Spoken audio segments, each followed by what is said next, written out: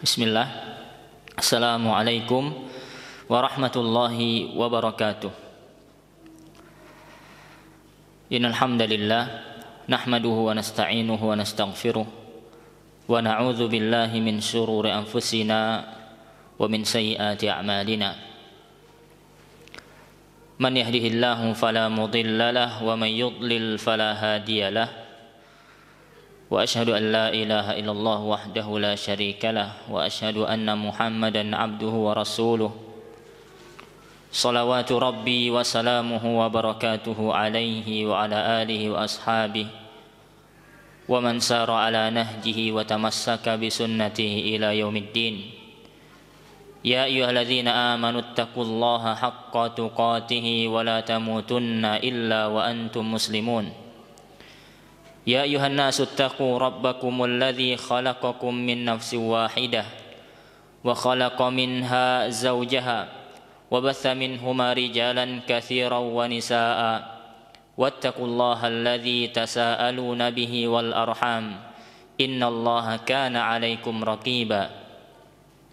Ya ayyuhalladzina amanu taqullaha wa qulu qawlan sadida yuslih lakum a'malakum wa yaghfir lakum dhunubakum wa man yuti'illaha wa rasulahu faqad faza fawzan 'azima. Qala Rasulullah sallallahu alaihi wasallam fa inna asraqal hadithi kitabullah wa khairal hadi hadi Muhammadin sallallahu alaihi wasallam wa syarrul umur muhdatsatuha fa inna kulla muhdatsatin bid'ah wa kulla bid'atin dhalalah. Baiklah, di awal pertemuan ini marilah kita senantiasa bersyukur kepada Allah tabaraka wa taala, yang dimana Allah subhanahu wa taala memudahkan urusan kita, sehingga pada siang di hari Jumat ini kita dapat berkumpul di salah satu tempat yang dicintai oleh Allah Subhanahu wa taala, yaitu Masjid Umar bin Khattab. Semoga kehadiran kita di tempat yang mulia ini, tempat yang disebutkan di dalam hadis Nabi, tempat yang paling dicintai oleh Allah adalah masjid-masjidnya, yaitu masjid-masjid Allah Subhanahu wa taala. Semoga kedatangan kita di tempat ini dituliskan oleh Allah Subhanahu wa taala sebagai amal saleh.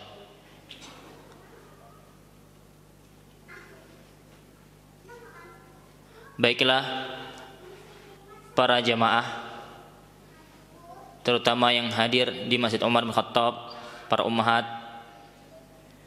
ibu-ibu, kaum muslimat yang semoga dirahmati dan dimuliakan oleh Allah Subhanahu wa taala.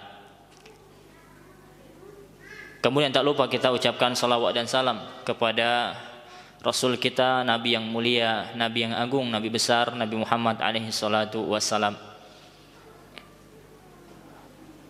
Taib, pembahasan kita ibu-ibu sekalian, para akhwat dan ummahat, insyaallah akan membahas terkait dengan adab atau akhlak, yang ana ambil pembahasan ini dari syarah Kitabul Jami', buah karya Al-Ustaz Al-Fadhil Dr. Firanda Andirja hafizahullahu taala. Kitab ini alhamdulillah sangat bermanfaat ya bagi anak pribadi, dan anak sarankan kalau ada yang jual ini bisa dibeli. Ini anak perlihatkan di kamera, ini kitabnya, syarah Kitabul Jami'. Jadi Kitabul Jami' ini satu kitab, satu pembahasan di dalam kitab Bulughul Maram, yang dimana Bulughul Maram ini adalah isinya hadis-hadis ahkam, hadis-hadis yang mengandung hukum-hukum. Buah karya Ibnu Hajar Al-Asqalani rahimahullah. Kemudian di akhir pembahasan kitab tersebut ada pembahasan Kitabul Jami', pembahasan Kitabul Jami' yang membahas tentang adab-adab dan akhlak. Maka Ustaz Firanda mensyarah khusus di Kitabul Jami'. Jadilah kitab ini yang akan kita baca bersama, yang akan kita pelajari. Dan kitab beliau syarah Kitabul Jami' ini terdiri dari 2 jilid, lumayan tebal. Satu jilidnya sekitar 340-an halaman, ya, 340-an, dan dia ada 2 jilid, ya, kurang lebih 600 halaman. Dan ini ibu-ibu, semoga kita dapat membahasnya, ya, dan memahami kandungan dari buku yang ditulis oleh beliau ini. Sebenarnya awal pembahasan kitab ini itu Kitabul Jami' adalah kitab adab, ya, hak muslim dengan muslim yang lainnya. Dan ana rasa ini pembahasan ini sudah sering dibahas oleh ustaz-ustaz kita, dan insya Allah kita semua sudah tahu, ya, hak muslim atas muslim yang lainnya yang 6 itu. Apa itu? Hak muslim atas muslim, di dalam hadis sebutkan ada berapa? Hakul muslim alal muslim sittun. Ada 6. Kemudian dikatakan, ditanya oleh para sahabat, apa itu wahai Rasul? Ya, idza laqitahu fasallim alaihi. Yang pertama apa? Apabila berjumpa, bertemu dengan saudara muslim yang lainnya, mengucapkan salam. Kemudian kata beliau, kata Nabi SAW, wa idza da'aka fa'ajibhu, apabila dia mengundang engkau maka datanglah. Ini hak sesama muslim. Dakwah di sini artinya undangan. Apabila dia mengundangmu, ya, maka datangilah. Maka para ulama nanti kalau kita membaca penjelasannya, perintah fa'ajibhu ini wajib atau bagaimana? Setiap ada undangan apakah kita wajib untuk menghadirinya? Maka ulama berbeda pendapat. Kesimpulannya tidak semua undangan yang wajib kita hadiri, ya. Ada pendapat yang mengatakan yang wajib hanyalah undangan walimatul urs, ya, walimah pernikahan. Itu pun dengan catatan di walimah tersebut tidak ada kemungkaran.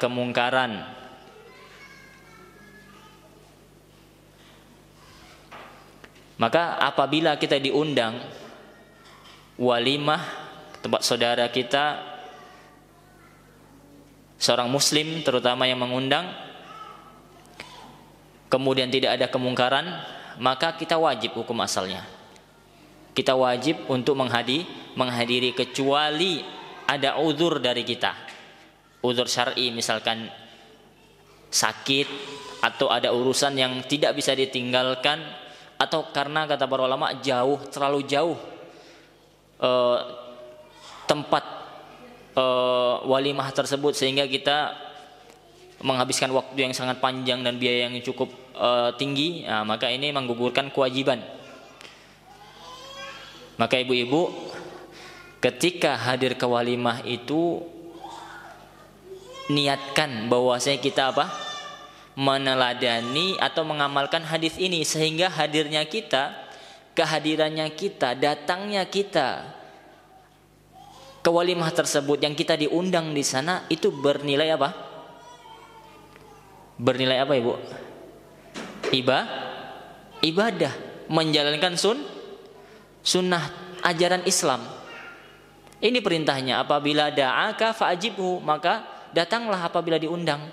Ini perintah, datanglah, kata Nabi alaihi wasallam. Maka enggak sekedar apa, ayo rame-rame pengen ketemu, pengen lihat acaranya, pengen nyicipin makanannya, tidak.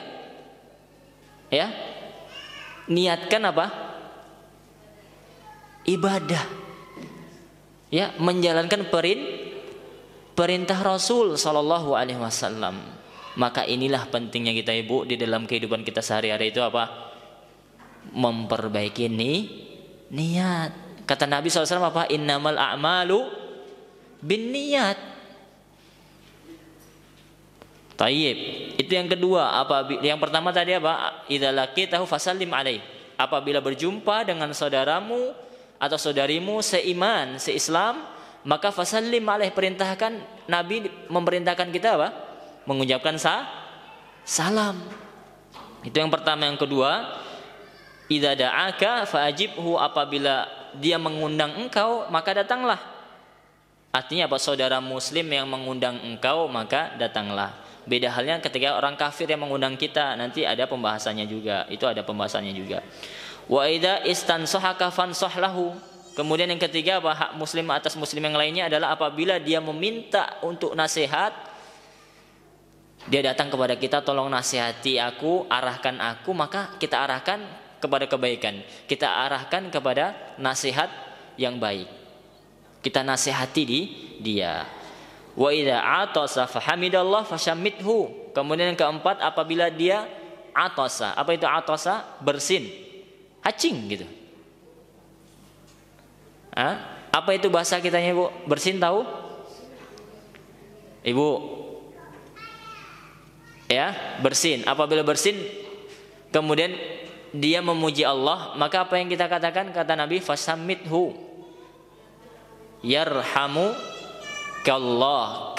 Kallah untuk laki-laki, yarhamu killah untuk perempuan. Beda ka sama ki saja. Ya. Ini hak muslim atas muslim yang lainnya, Ibu. Ketika dia bersin kemudian dia mengucapkan alhamdulillah, terdengar sama kita, maka kita harus mengucapkan apa? Yarhamukallah.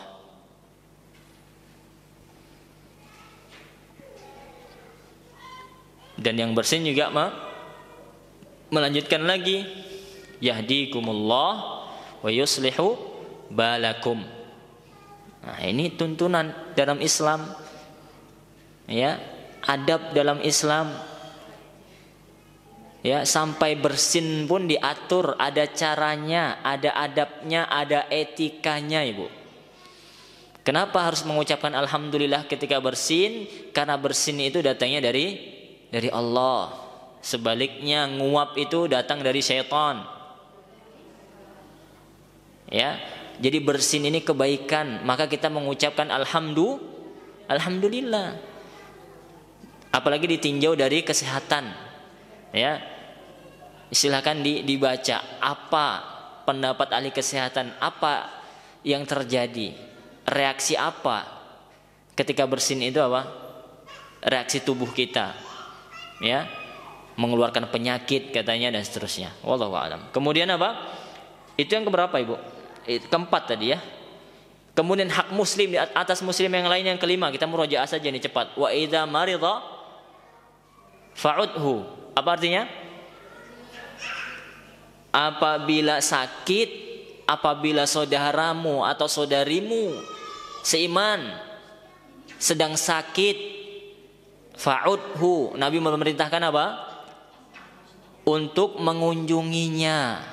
Jadi kunjungan ke orang yang sakit ini ibadah, Ibu. Bahkan di dalam hadis sebutkan, selama kita masih membersamai dia, di rumah dia, di ruangan dia dirawat, maka kita seperti apa? Sedang di surga, memetik buah surga. Didoakan oleh malaikat, Masya Allah. Ibadah. Makanya sekali lagi, mengolah hati, kemudian meniatkan bahwa saya perginya kita mengunjungi kawan atau saudara kita yang sedang sakit itu adalah sedang melaksanakan perintah Nabi Shallallahu Alaihi Wasallam, sedang menjalankan perintah sehingga kita mendapat pahala semata-mata karena ingin pahala, bukan karena nggak enakan, bukan sekedar apa ibu? Nggak enak kemarin anak sakit dijenguk sama dia, masa dia sakit nggak anak jenguk?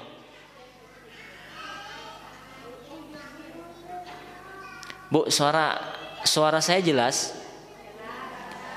Ya, suara di belakang jelas juga itu.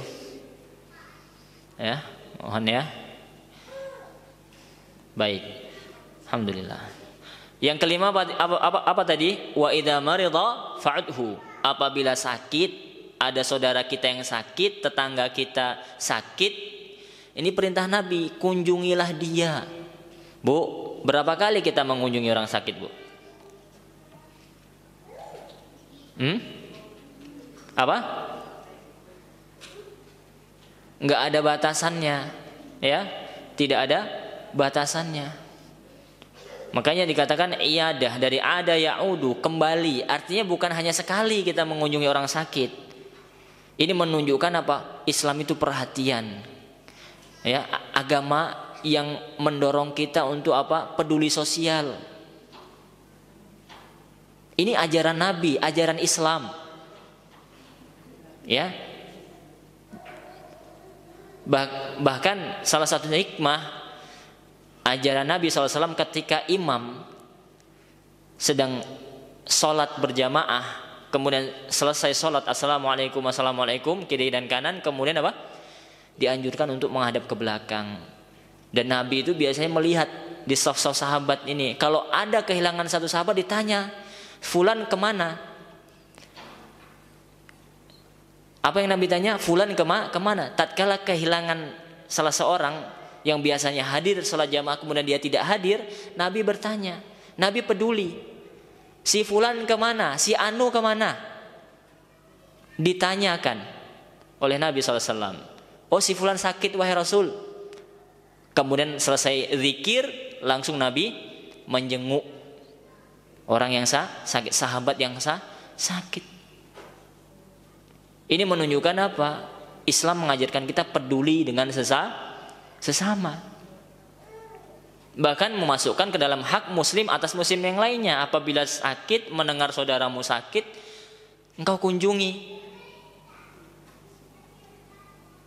Jadi sekali lagi Ibu, ketika kita kunjungan ke orang yang sakit, itu karena apa? Bukan karena nggak enak, bukan karena ikut-ikutan. Oh, yang lain jenguk orang sakit, kalau anak nggak hadir nggak ikut nggak enak. Bukan karena nggak enak. Niatkan kita menjalankan perintah, sedang menjalankan ibadah. Banyak orang kan seperti itu Ibu. Ibadahnya seperti ada. Ini yang dibahas Ustaz siapa kemarin? Abu Thahir, ya tidak? Jadi ibadah dia seperti adat, kebiasaan saja. Dia tidak menghadirkan niat. Ini kacau. Ini yang kekurangan kita. Maka harus pandai-pandai kita mengatur niat. Yang terakhir apa? Hak muslim atas muslim yang lainnya ada 6 katanya. Walaupun tidak terbatas itu ya, tapi yang di dalam hadis yang kita bahas ini ada 6. Yang terakhir apa? Apa? Iya, apabila wa idza mata fattabi'hu, apabila ada saudaramu seiman meninggal dunia, maka iringilah dia. Maksudnya apa? Iringilah jenazahnya, selenggarakan, ya, antarkan ke tempat persinggahan terakhir dia, yaitu di kubur sampai dikuburkan. Kemudian ini pembahasan hadis yang pertama dalam Kitabul Jami, hak muslim atas muslim yang lainnya. Kemudian hadis yang kedua Anda bacakan.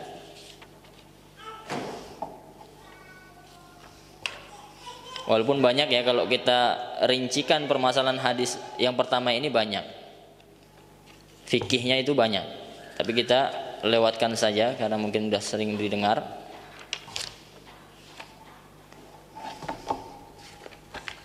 Kemudian hadis yang kedua di dalam Kitabul Jami' ada hadis dari Abi Hurairah radhiyallahu taala anhu, qala, beliau berkata, qala Rasulullah sallallahu alaihi wasallam, Rasulullah bersabda sallallahu alaihi wasallam, unzuru, kata Nabi sallallahu alaihi wasallam, perhatikan, lihatlah, ya, lihatlah ila, kepada, man huwa asfala minkum, lihatlah orang yang di bawah kalian. Ibu, ini sudah pernah kita bahas, kita baca cepat saja. Lihatlah orang yang di bawah kalian, wala tanzuru ila ma huwa fawqakum, jangan engkau lihat orang yang lebih tinggi dari engkau. Fahuwa ajdaru alla tazdaru ni'matallahi alaikum. Yang demikian itu, ya, tidak akan meremehkan nikmat yang telah Allah berikan kepada kalian. Maksudnya apa? Ini masalah akhirat atau masalah dunia? Kita disuruh oleh Nabi SAW melihat orang yang di bawah kita. Masalah dunia. Misalnya, kita pergi kajian, misalnya menggunakan motor. Paham ibu? Menggunakan motor. Ana nggak sebut merek motor, pokoknya motor. Kata Nabi SAW, supaya kita itu lebih mudah bersyukur kepada Allah, jangan lihat yang di atas. Maksudnya apa? Jangan lihat orang yang ketika kajian bawa mobil.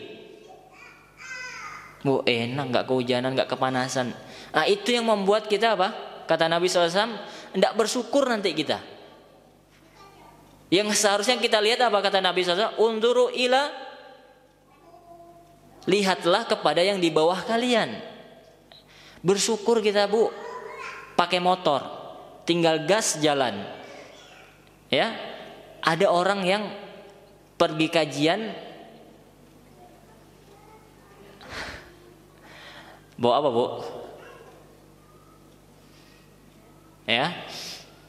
Ya sepeda lah mungkin, tapi mungkin nggak ada di sini faktanya ya. Itu contoh. Atau ada orang yang nggak punya sepeda motor misalkan. Ada apa tidak ibu? Ada. Ada orang itu nggak punya sepeda motor. Banyak di bawah kita itu masih banyak. Begitu juga masalah penyakit. Misalkan, alhamdulillah, kadang kita udah sakit pun masih bersyukur kalau kita melihat ke orang yang di bawah kita yang lebih parah daripada kita. Begitu juga maskan, rumah misalkan. Ya Allah Ustaz, rumah anak kadang kalau hujan banjir Ustaz. Coba lihat, masih ada orang yang gak punya rumah. Ya, masih ada orang yang menjadi kontraktor, kontrak sana, kontrak sini.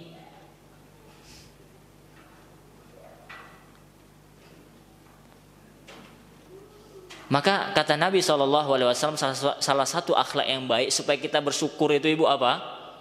Melihat orang itu yang di bawah kita, yang lebih parah daripada kita itu banyak.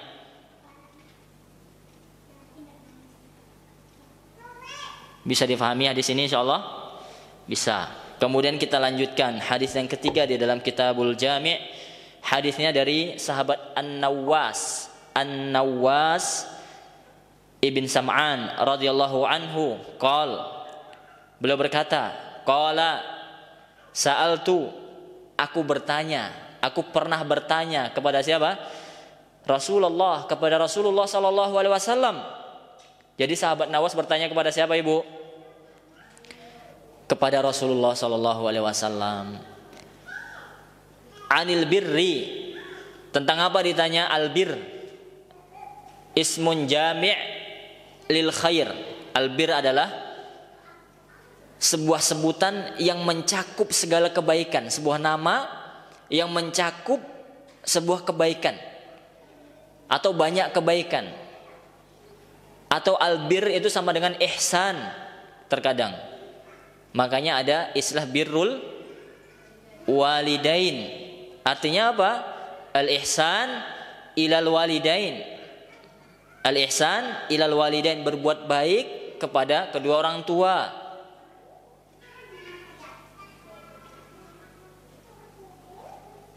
Sahabat Nawas bertanya kepada Nabi SAW tentang kebaikan, ya, atau kebajikan, sebuah kebaikan, wal itsmi, dan tentang keburukan. Apa hakikat kebaikan, apa hakikat keburukan? Ini yang ditanya oleh sahabat Nawas bin Sam'an radhiyallahu taala anhu. Kemudian Nabi SAW menjawab, faqala albirru husnul khuluq. Kata Nabi SAW, albir, apa itu albir tadi? Apa itu albir tadi, Ibu? Kebaikan, ya. Ya. Albirru husnul khuluq. Kata Nabi, kebaikan adalah akhlak yang baik. Kebaikan adalah akhlak yang mulia, kata Nabi SAW. Wal ithmu, adapun al ithm, apa ithm? Dosa. Wal ithmu, dosa atau keburukan adalah mahaka fi sadrik, apa yang membuat hatimu gelisah. Lihat, Bu, dosa adalah mahaka fi sadrik, apa yang membuat hatimu gelisah. Wa karihta, dan engkau benci, an yattali'a alaihin nas, engkau benci, engkau tidak suka kalau manusia melihat engkau. Itulah dosa. Nanti kita dalami makna hadis ini. Yang pertama, kita berusaha untuk mengambil faidah dari hadis Nabi SAW yang satu ini. Kita dapati sahabat Nabi SAW adalah orang-orang yang semangat menuntut ilmu. Dari mana kita tahu, Ibu? Dari hadis ini kita mengambil pelajaran bahwasanya para sahabat Nabi alaihi salatu wasalam adalah orang yang semangat dalam menuntut ilmu atau semangat dalam meraih ilmu. Dari mana kita ambil faidah ini? Silahkan dijawab, Ibu. Boleh dijawab. Bismillah. Dari hadis Nawas bin Sam'an tadi yang kita bacakan, dari sisi mananya?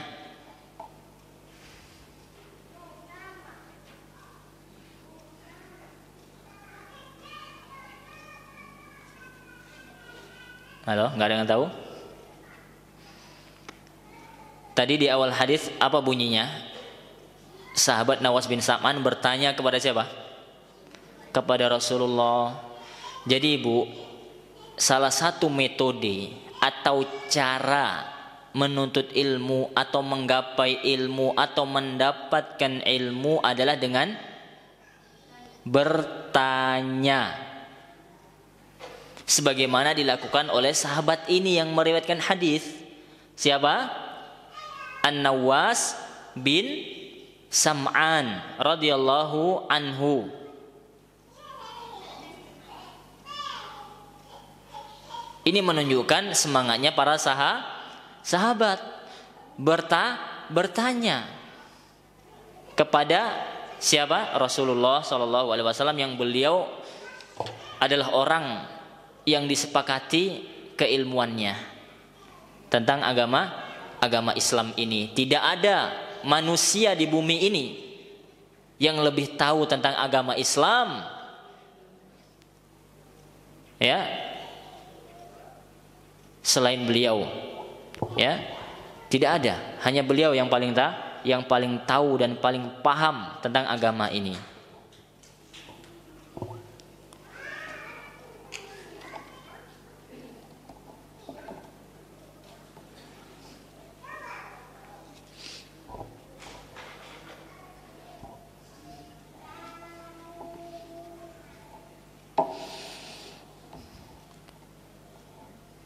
terkait dengan salah satu sumber ilmu adalah apa Ibu? Dengan bertanya.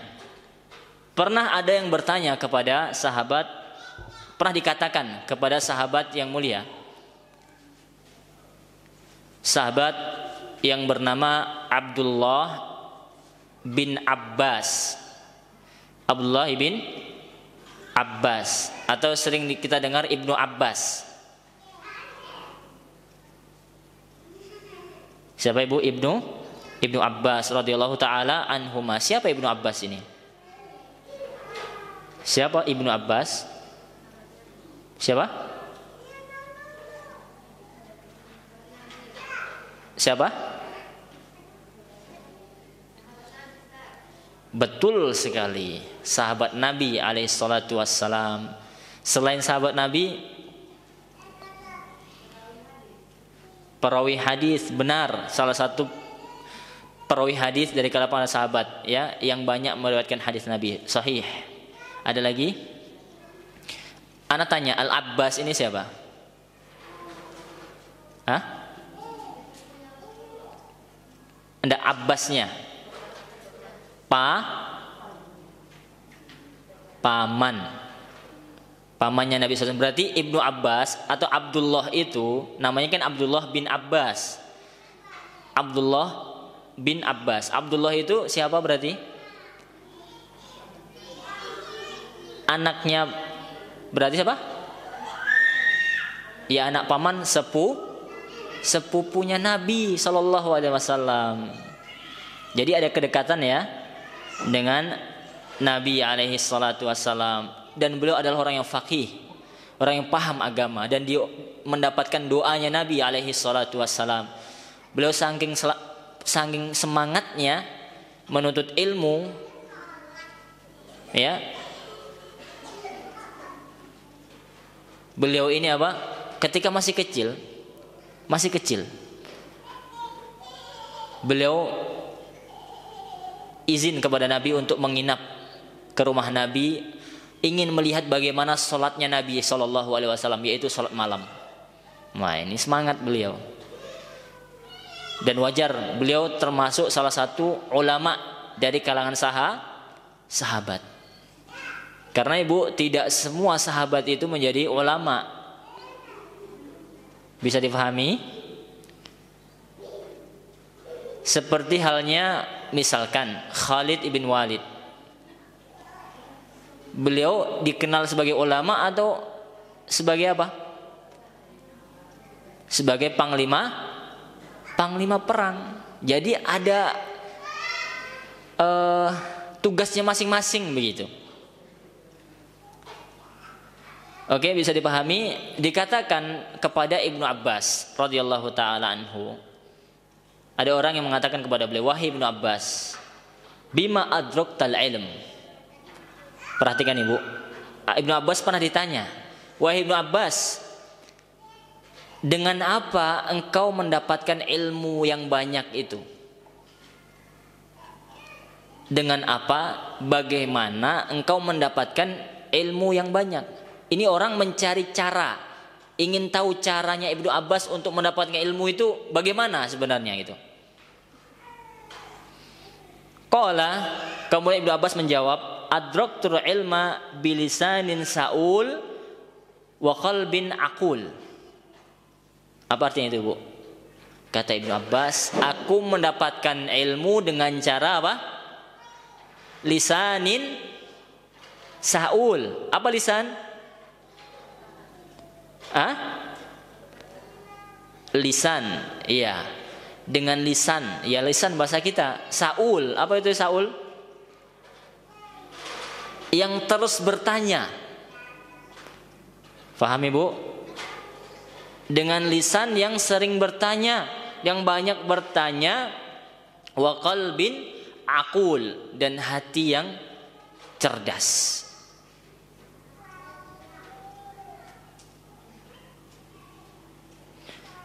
Dan ada yang mengatakan dalam riwayat lain, wa badanin ghairu malul, dan badan yang tidak malas-malasan. Ini kadang kita ini yaitu Kadang semangat, sehari 2 hari semangat, Masya Allah. Setelah itu malas, sebulan malasnya. Nah, musibah. Kita semangat itu harus istiqomah, ya, walaupun sedikit, ya, tapi ada peningkatan. Misalkan setelah kajian aku ingin bertekad membaca Al-Quran atau belajar fikih, membaca kitab ini atau mendengarkan kajian, misalkan rekaman playlist di YouTube, misalkan kajian tentang fikih. Ya, buat jadwal dalam sehari, misalkan setengah jam duduk mengkaji kajian fikih dari awal kitab Thaharah sampai Jinayah misalkan. Jadi ada setiap harinya ilmu kita bertambah. Atau membaca buku apa, sirah Nabi boleh, sirah sahabat boleh. Artinya apa? Ada yang kita baca. Walaupun 15 menit kita membaca, tapi setiap hari insya Allah ada perubahan dalam hidup kita. Artinya intinya apa? Jangan malas. Karena malas ini sudah, kalau udah malas ngapain saja kita nggak bisa. Bisnis kalau malas-malasan nggak jadi. Apalagi menuntut ilmu agama, kalau malas-malasan ya udah mending kerja saja gitu. Penyakit malas ini. Nah, Ibnu Abbas ditanya, bagaimana, apa caranya engkau ini kok bisa mendapat ilmu yang banyak sekali, Ibnu Abbas? Kata beliau apa tadi? Menjadi syahid pembahasan kita apa? Banyak bertanya.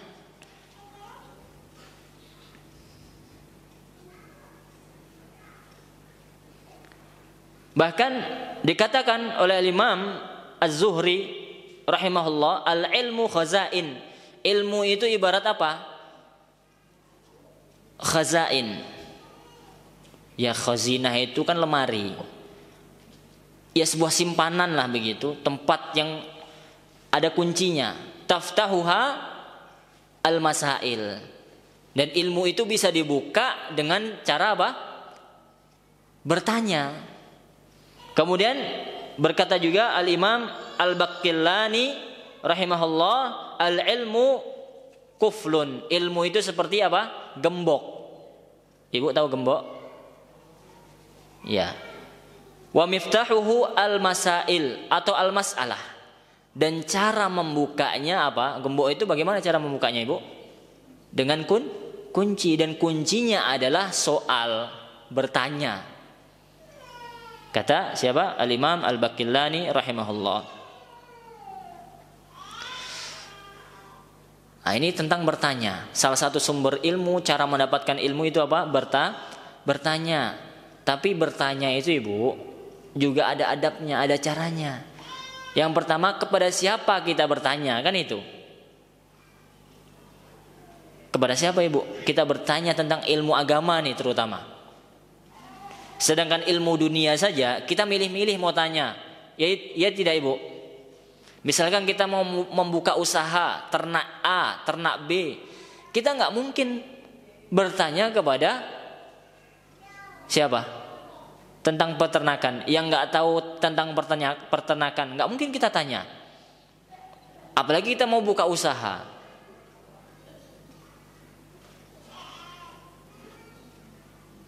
Nah, ini contohnya. Apalagi masalah agama, Ibu. Hidup mati kita, surga neraka kita. Maka Allah memberi kita bimbingan. Fas'alu ahla dzikri in kuntum la ta'lamun, kata Allah Subhanahu wa taala. Fas'alu ahla dzikri, tanyakan kepada ahlinya, yaitu siapa? Al ulama, para ulama, para alim, kepada orang yang berilmu. In kuntum la ta'lamun, apabila engkau tidak tahu, tanya kepada ahli ilmu.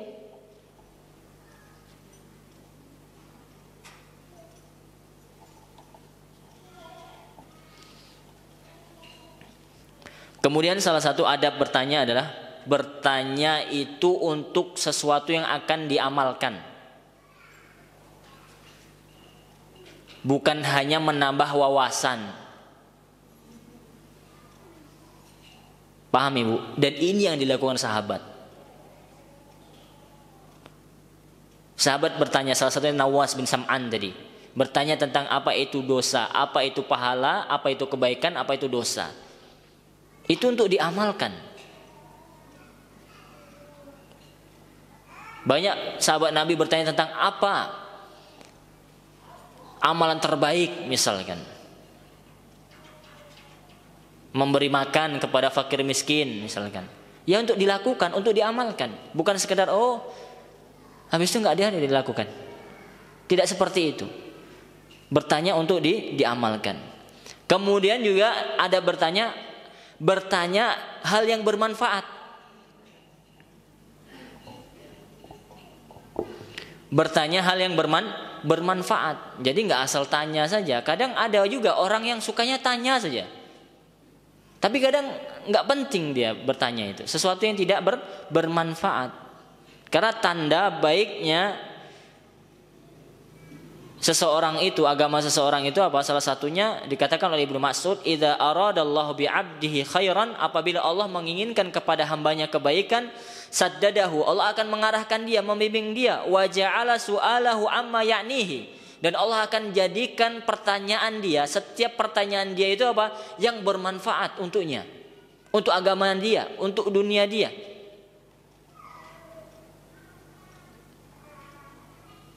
Kemudian jangan bertanya dengan bertanya sesuatu yang belum terjadi. Ini belum terjadi ditanyakan. Gimana Ustaz kalau begini, kalau begini? Nah, kalau begini gimana?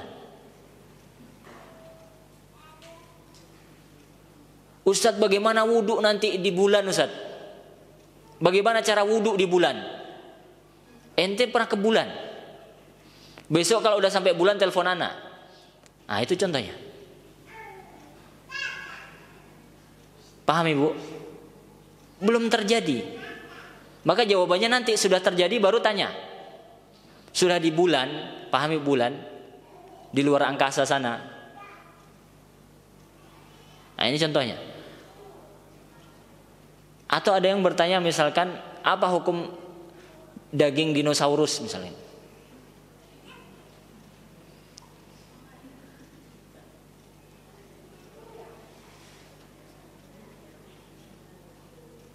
Apa hukum memakannya misalnya?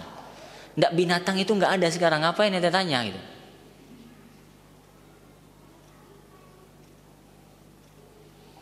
Nah, tanya yang bermanfaat begitu. Jadi fiqhus soal, bertanya itu ada fikihnya itu. Kemudian belum lagi adab-adab yang lain, bertanya lembah lembut, diawali dengan doa kepada ustadznya, kepada kiainya, kepada gurunya, kepada alim, kepada ulama. Diawali dengan doa, kemudian memilih waktu yang pas begitu. Kalau misalkan ustadznya ditanya diam, nggak menjawab, sudah jangan diulang lagi. Itu salah satu adabnya. Bisa jadi dia tidak ingin menjawab.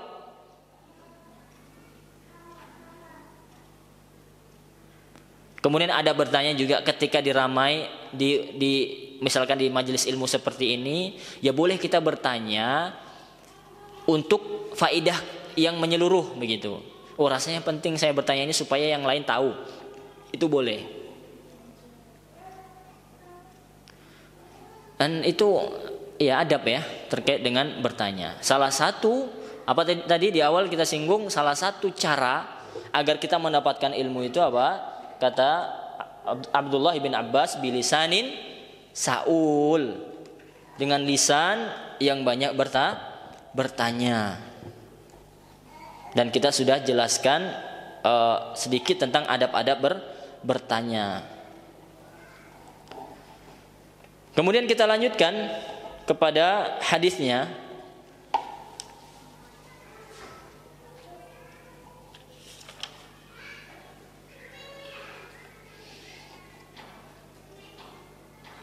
Kata Nabi SAW dalam hadis tersebut menjelaskan, tatkala ditanya oleh Nawas bin Sam'an radhiyallahu anhu tentang apa itu albir dan al-ithmu, Nabi menjawab apa?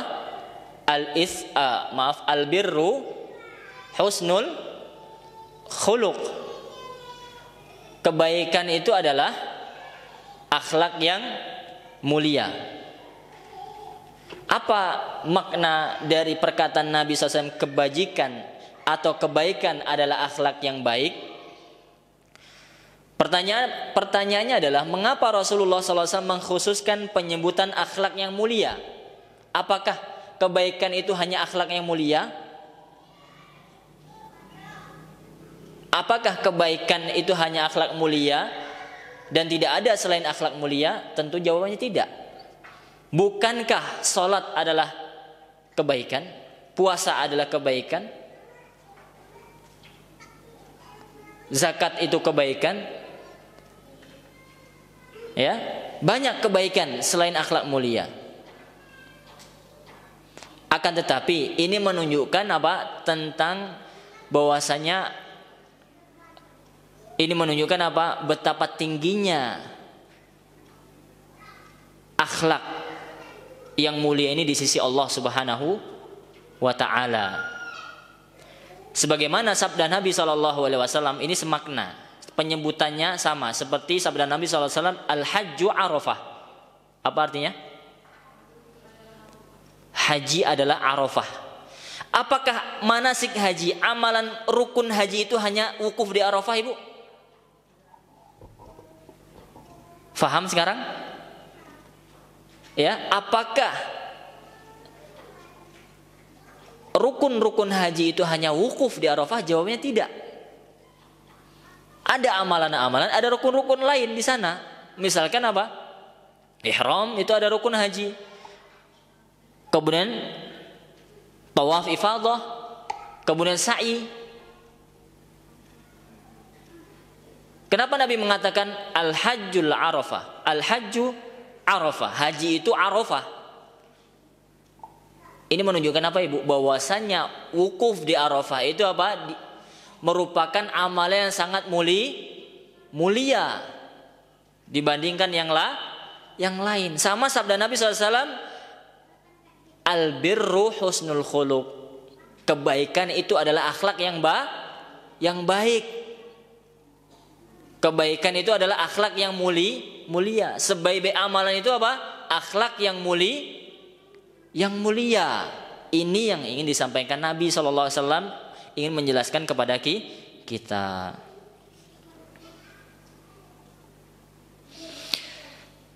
Kemudian dalam hadis yang lain Nabi SAW menjelaskan tentang keutamaan akhlak. Beliau bersabda SAW, laisa syai'un athqalu fil mizan min khuluqin hasan. Tidak ada sesuatu yang paling berat di timbangan Allah Subhanahu wa taala selain daripada akhlak yang mulia. Tidak ada sesuatu pun yang lebih berat pada timbangan kebaikan di akhirat kelak melainkan akhlak yang mulia. Jadi akhlak yang mulia ini berat di sisi Allah, Bu.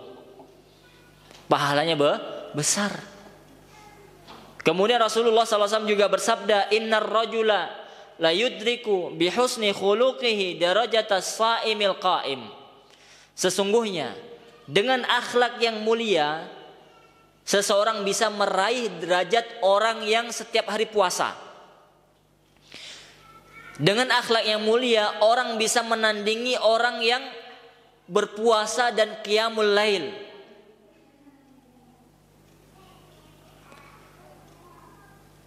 Subhanallah, Ibu. Mungkin seseorang tidak bisa melakukan puasa sunnah misalkan. Berat bagi dia. Dan sebagian orang juga berat melaksanakan qiyamul lail, salat malam. Akan tetapi dia bisa menyamai derajat orang-orang yang melakukan siam, melakukan qiyam dengan Dengan akhlak yang mulia.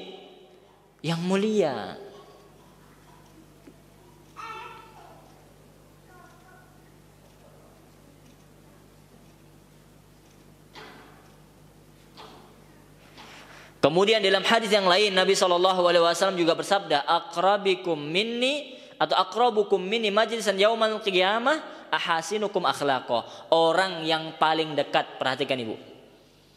Orang yang paling dekat tempat duduknya denganku pada hari kiamat siapa? Ahasinukum akhlaqa. orang yang paling baik akhlaknya, Ibu. Orang yang paling baik akhlaknya. Maka Ibu, jangan sangka, jangan kira bahwasanya amalan itu dalam Islam hanya sholat, hanya puasa, hanya haji, hanya umroh, hanya qiraatul Quran. Tidak. Akhlak mulia itu sesuatu yang besar pahalanya di sisi Allah Subhanahu wa taala. Kebaikan dalam Islam itu apa? Banyak, dan yang paling baik adalah kata Nabi apa? Al-birru husnul khuluq. Amal yang terbaik yang paling berat adalah apa? Akhlak yang mulia.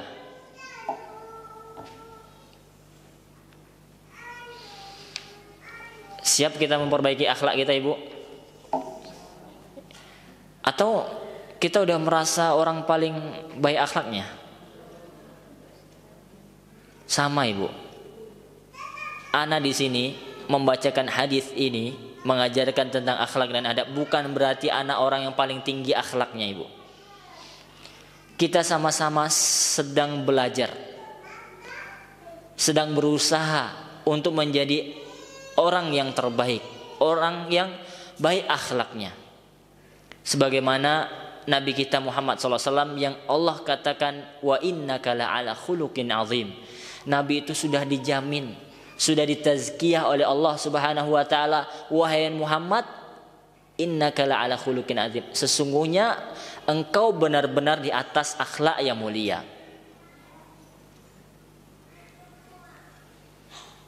Dan kita sama-sama ingin memperbaiki akhlak.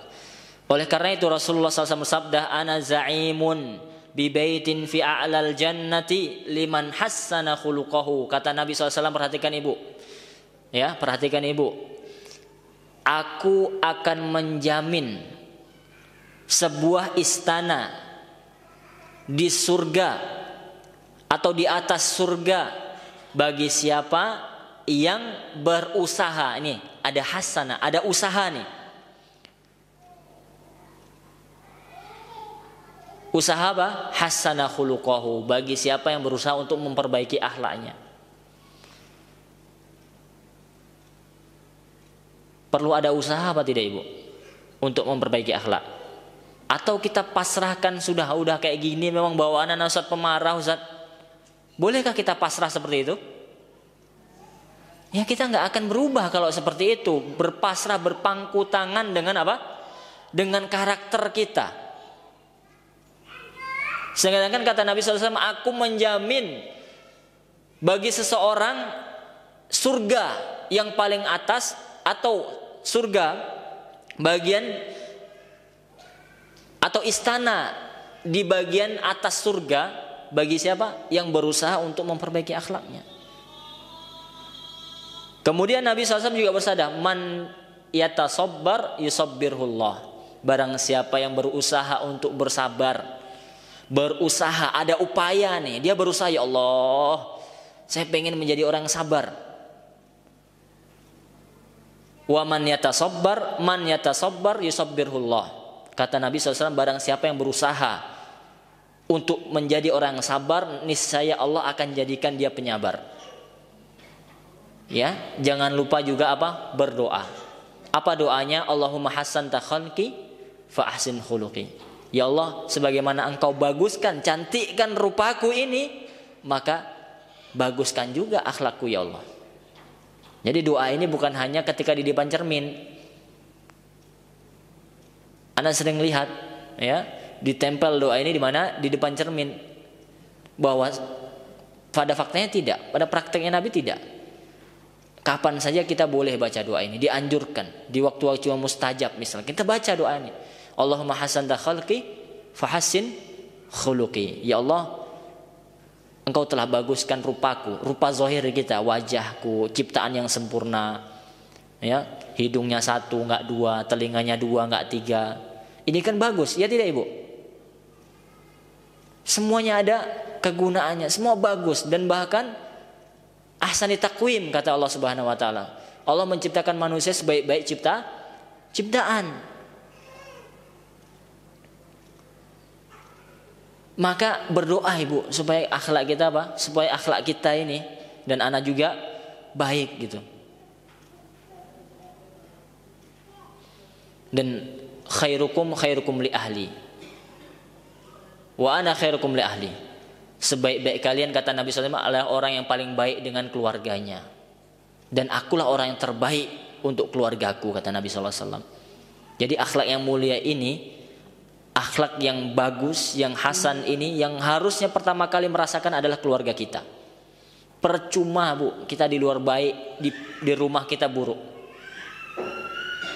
Percuma.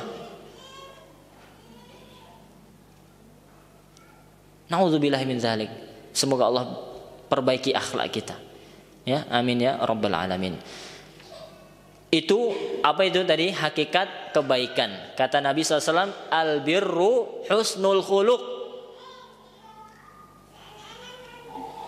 Kebaikan itu pada hakikatnya adalah akhlaknya yang baik.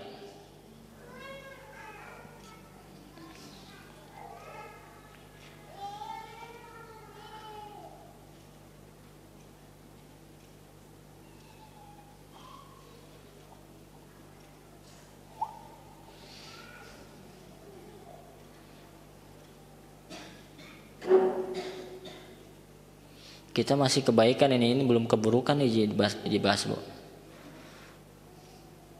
Karena ada dua yang ditanya, apa itu kebaikan, apa itu keburukan. Keduanya dijawab oleh Nabi SAW, mendefinisikan, menjelaskan tentang kebaikan dan keburukan. Jadi kebaikan yang paling baik apa ibu? Akhlak yang mulia ibu. Ya, akhlak yang mulia.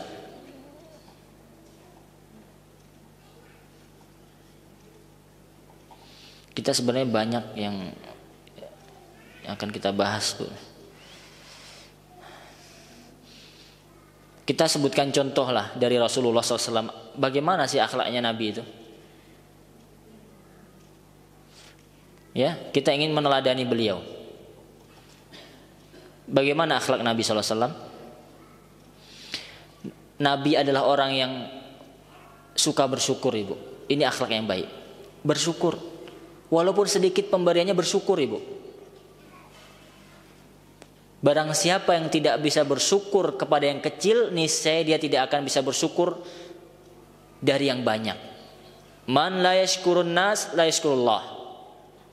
Barang siapa yang tidak bersyukur kepada manusia, maka dia tidak akan bersyukur kepada Allah Subhanahu wa taala.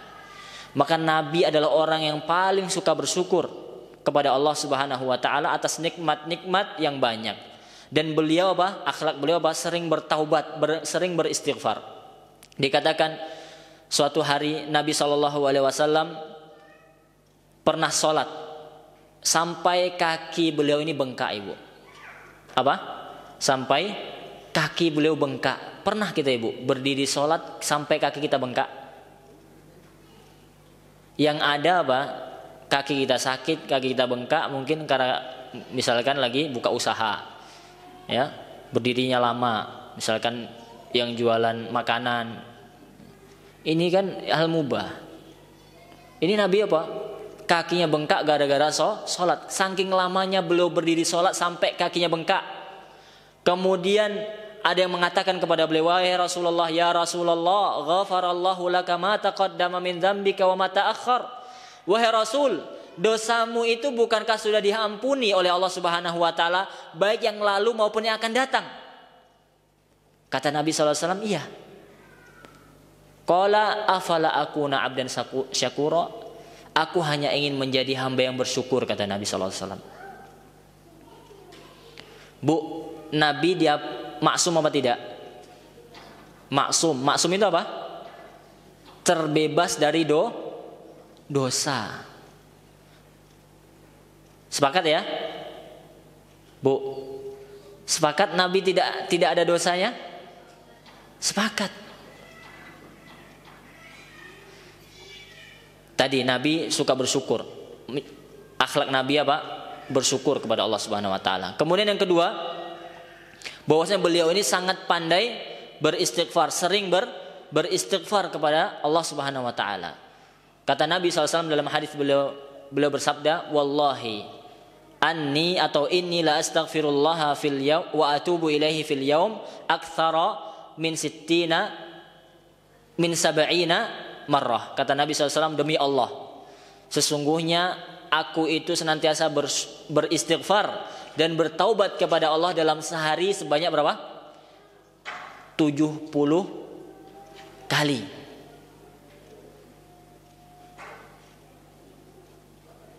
Ini Nabi, Bu, yang kita katakan maksum, tidak pernah berbuat dosa, atau dosanya telah diampuni oleh Allah Subhanahu wa taala.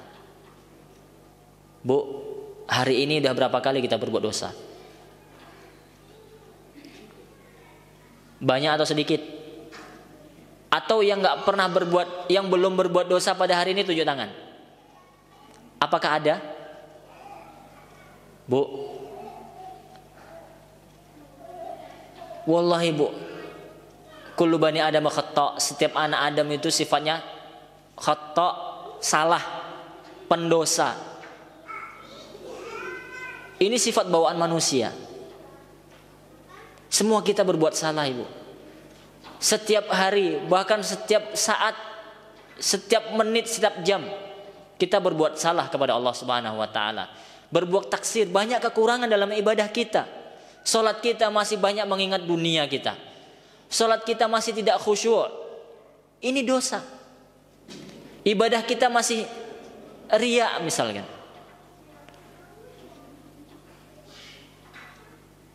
Nabi nih, Bu, yang maksum, dosanya sudah diampuni, dijamin masuk surga, bertobat, beristighfar, Bu, setiap hari. Berapa kali? 70 kali. Ustadz, kenapa Nabi istighfar? Katanya nggak punya dosa. Ngapain dia istighfar? Kenapa, Ibu? Hah?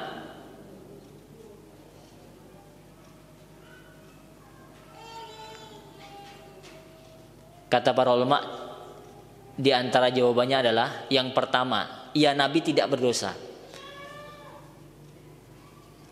Kemudian ada bertanya, kenapa Nabi istighfar? Lantas apa gunanya istighfar, kan itu? Kata para ulama, jawabannya apa? Untuk ta'lim li ummatihi, untuk mengajarkan kepada umatnya supaya beristighfar. Paham, Ibu?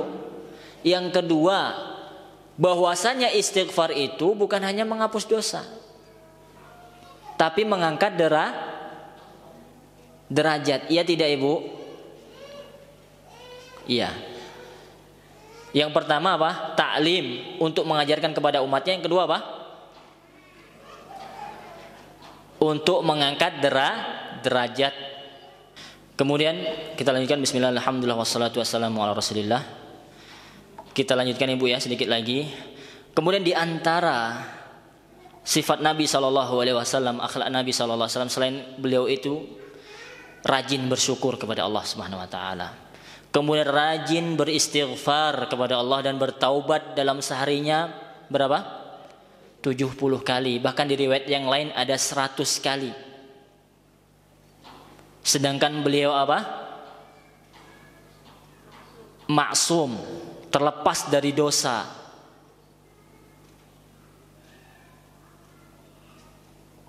Bahkan bukan hanya yang haram beliau tidak pernah, yang makruh saja juga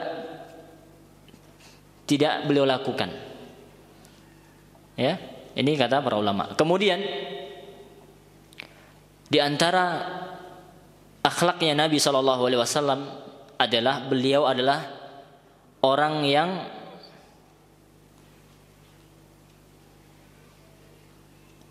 sallallahu alaihi wasallam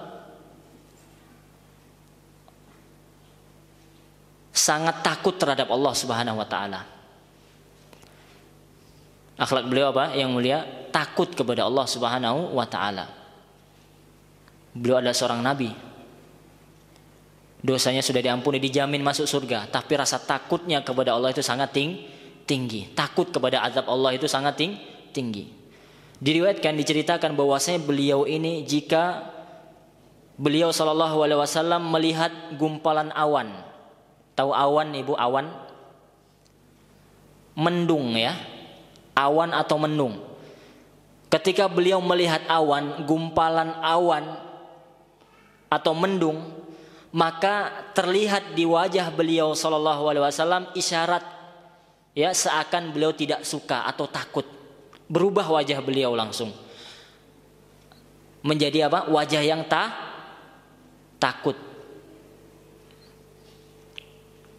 Aisyah radhiyallahu taala anha pernah menanyakan tentang hal tersebut. Aisyah bertanya kepada beliau sallallahu alaihi wasallam, "Wahai Rasulullah, orang-orang pada umumnya senang melihat gumpalan awan karena berharap guyuran hujan. Ya tidak Ibu? Apalagi kita tahu di Arab itu jarang hujan. Sangat jarang hujan. Ketika ada gumpalan mendung, orang senang gitu. Mau turun hujan, tanaman menjadi tumbuh subur, ya.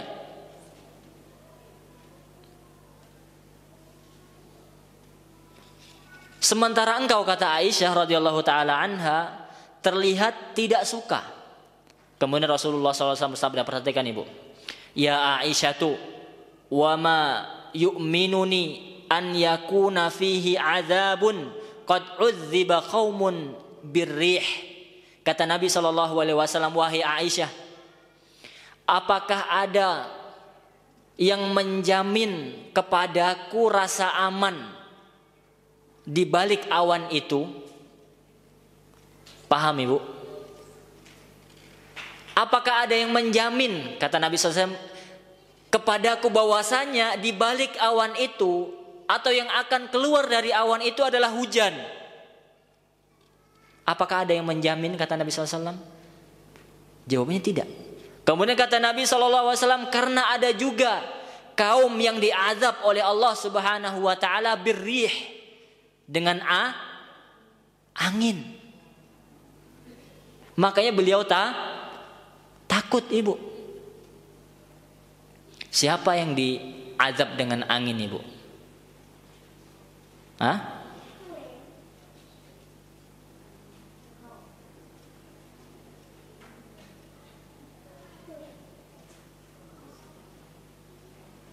Siapa kaum yang diazab oleh Allah Subhanahu wa taala dengan angin?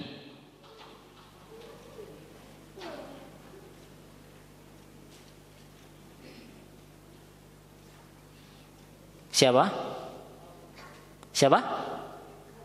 Tidak apa-apa Bu, kalau salah itu biasa, kita sedang belajar. Kaum Ad, ahsan, benar. Siapa nabi yang diutus oleh Allah Subhanahu wa taala kepada kaum Ad?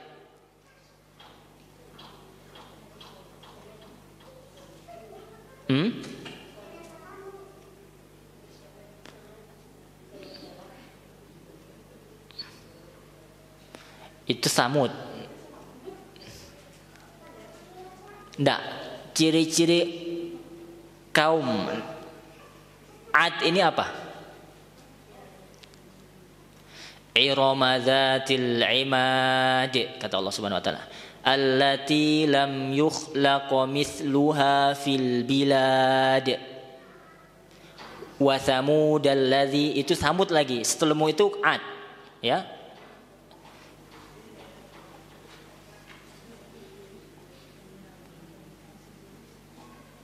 Yang kata Allah tidak ada kenikmatan yang melebihi nikmat yang Allah berikan kepada kaum Ad. Allah ciptakan mereka itu apa? Ciri-cirinya apa? Besar, tinggi, kuat. Sehingga mereka apa? Membuat rumah-rumah yang megah dari apa? Dari batu. Kemudian Allah binasakan karena apa? Nabi siapa yang Allah utus kepada mereka? Kepada Ad, Nabi Hud. Dan kisah kaum Ad ini terdapat salah satunya di surat Hud.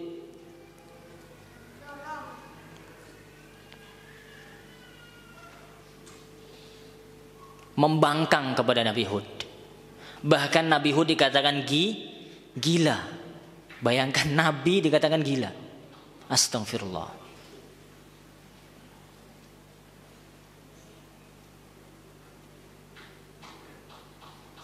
Kemudian Allah Subhanahu wa taala sakhkharaha 'alaihim sab'a layalin wa thamaniyata ayyamin husuma fataral qauma fiha sar'a ka'annahum a'jazu nakhlin khawiyah dalam surah Al-Haqqah. Apa kata Allah Subhanahu wa taala mengisahkan tentang kaum 'Ad? Allah Subhanahu wa taala menimpakan angin kepada mereka. Sakharaha, Allah menimpakan angin kepada mereka, kepada kaum 'Ad. Berapa hari? Sab'a layalin, 7 malam. Sab'a layalin wa thamaniyata ayyam, 8 hari. 7 malam, 8 hari. Husuman, ya, terus menerus angin itu didatangkan kepada mereka. Fataral qauma fiha sar'a, maka kamu melihat kaum 'Ad pada waktu itu mati bergelimpangan. Ka'annahum a'jazu nakhl, seolah-olah mereka itu seperti pohon kurma yang kosong, yang lapuk. Ini kata Allah Subhanahu wa ta'ala.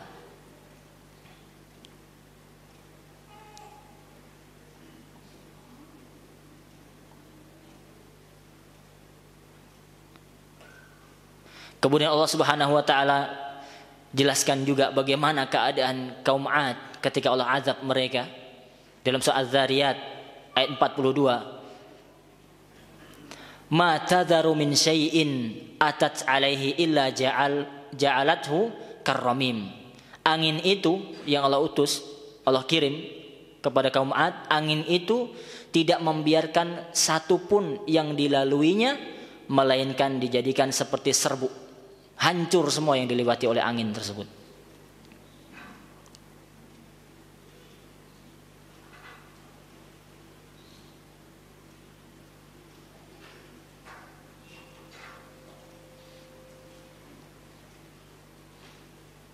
Kaum 'Ad, Allah azab mereka dari arah yang tidak disangka-sangka.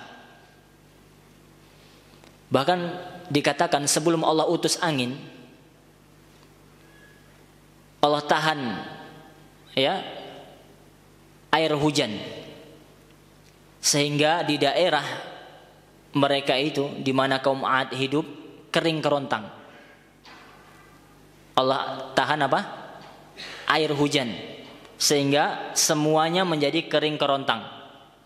Dan dalam kondisi seperti itu dikatakan Allah Subhanahu wa taala mengirimkan awan hitam. Lihat Bu, ini pembahasan kita tadi. Nabi SAW takut ketika melihat awan hitam. Kenapa takut? Karena Nabi mengatakan tidak, siapa yang menjamin bahwasanya yang turun itu adalah hujan dan bukan azab. Kemudian Allah Subhanahu wa taala mengirimkan kepada Nabi awan hitam kepada mereka, dan mereka senang, semringah, berharap bahwasanya ini pertanda hujan akan turun, sehingga hati mereka dikatakan berbunga-bunga melihat awan tersebut, sampai mereka mengatakan, ini Allah firmankan di dalam Al-Quran surat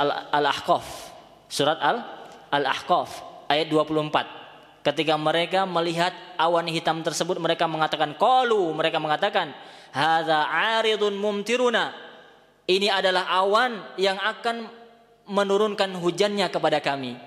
Ini adalah awan yang akan menurunkan hujannya kepada kami, kata mereka. Kemudian Allah bantah.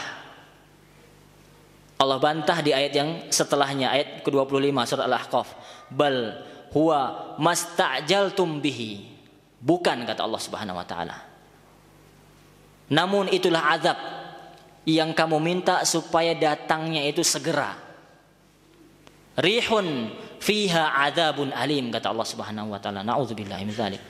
Itulah angin yang di dalamnya ada azab yang pedih, kata Allah Subhanahu wa taala. Tudammiru kulla syai'in bi amri rabbiha. Yang angin tersebut mengandung azab yang pedih yang menghancurkan segala sesuatu dengan perintah Allah Subhanahu wa taala.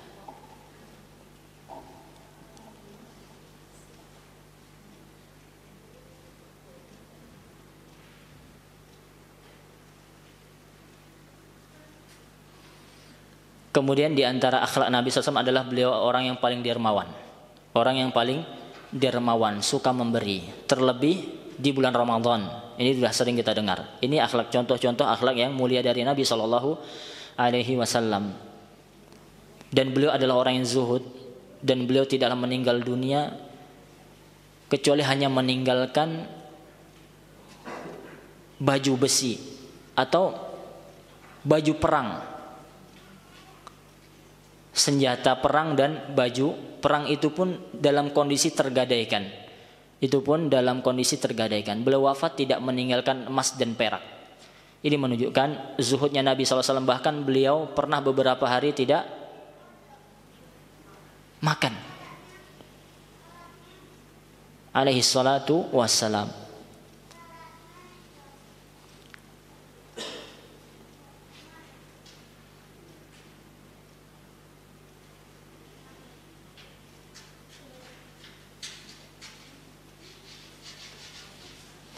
Bahkan beliau ini apa? Kita tahu bahwasanya Rasul adalah seorang pemimpin, ya, yang sangat perhatian, pemimpin yang sangat perhatian terhadap umatnya. Beliau alaihi salatu wasalam terkadang menyempatkan diri untuk jalan, ya, untuk melihat dari dekat keadaan orang-orang lemah seperti para janda, orang-orang miskin, ya. Bahkan Nabi SAW tidak enggan dan tidak segan-segan menghadiri undangan dari mereka, dari orang-orang yang miskin, yang tidak mampu. Dan beliau juga memenuhi kebutuhan mereka. Dan bahkan akhlak Nabi SAW yang dicontohkan kepada kita, beliau bergaul, bersosial bukan hanya dengan orang-orang dewasa saja, ya. Bahkan beliau ini juga, ya, bergaul, ya, mendatangi, bahkan dekat dengan anak-anak kecil dan mengucapkan salam kepada anak-anak kecil tersebut dan bercanda kepada mereka. Ini akhlak. Sekali lagi, beliau adalah pemimpin. Terkadang beliau juga menjadi panglima perang, pemimpin umat Islam, tapi beliau tawadhu luar biasa. Dan itu hanya sedikit, ya, gambaran dari akhlak yang mulia dari Nabi alaihi salatu wassalam. Dan tujuan kita bentangkan apa itu akhlak, apa keutamaan akhlak yang mulia. Bahkan kata Nabi SAW, hal yang paling mulia dan berat di timbangan Allah Subhanahu wa taala adalah akhlak yang mulia, supaya kita dapat meniru beliau, menjadikan beliau sebagai suri tauladan. Kemudian yang terakhir, kita sudah jelaskan apa itu albir, kebaikan, al-ihsan atau kebajikan. Sudah kita jelaskan, ya. Kemudian yang terakhir yang ditanyakan oleh sahabat An-Nawas bin Sam'an dalam hadis tadi yang kita bacakan adalah al-ithmu, dosa. Beliau bertanya tentang albir wal ithm, tentang kebaikan dan dosa. Kemudian Nabi SAW juga menjelaskan kepada Nawas bin Sam'an apa itu dosa. Nabi SAW mengatakan, mahaka fi sadrik, apa yang membuat hatimu itu terguncang, tidak tenang, gelisah, itulah dosa, kata Nabi SAW. Jadi kata para ulama, di dalam hati kita, di dalam jiwa kita ini sebenarnya sudah ada barometer dosa. Ada barometer dosa. Akan tetapi tidak semua jiwa Yang ada barometer dosa itu adalah jiwa yang hidup yang di atas fitrah saja. Yang di atas fitrah. Adapun fitrah-fitrah orang yang sudah rusak maka tidak ada. Mereka anggap semuanya boleh. Akan tetapi bagi orang yang masih di atas fitrah, maka insya Allah ada ini. Ya, barometer timbangan dosa itu ada pada diri dia.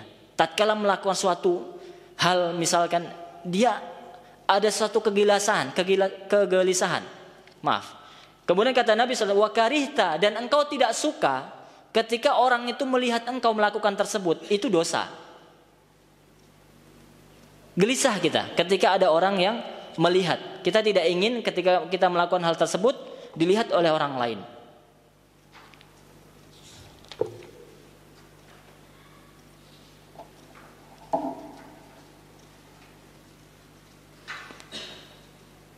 Itu salah satu cara